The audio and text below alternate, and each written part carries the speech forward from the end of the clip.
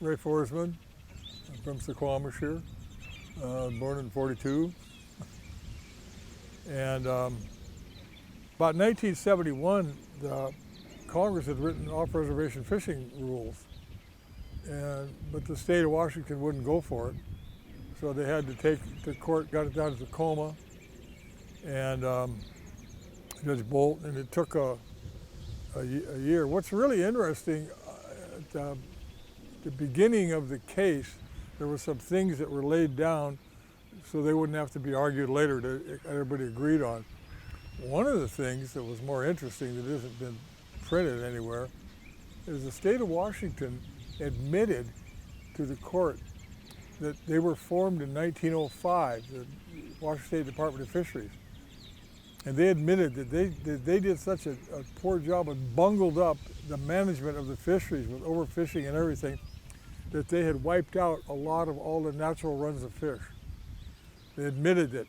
And so they said that they had spent a lot of the state's money to build 32 hatcheries. So by 1932, the state had built 32 hatcheries, and there were some magnificent people, by the way, then in the state.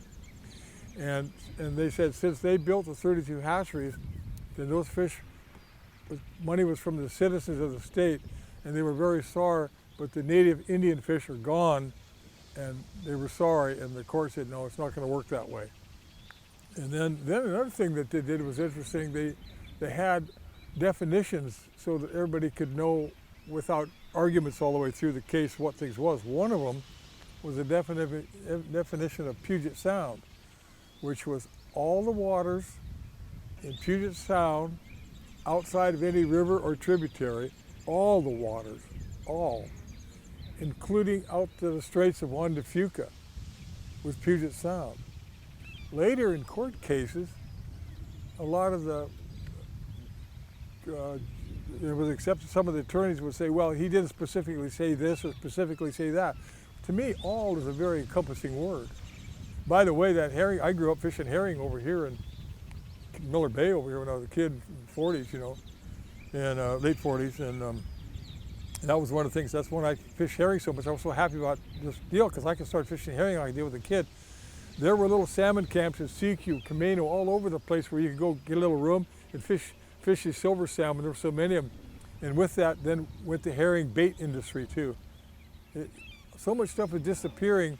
The problem is the state doesn't, they'd rather talk to a guy with a fisheries degree from Kansas than talk to people out here that live through it. That's the problem. Consequently, they can't get an answer. NOAA is the same way. They're not from here, nor did they talk to all the draggers and the guys that fished here. They got their degree back in Minnesota or some other shithole that has nothing to do with what we do out here.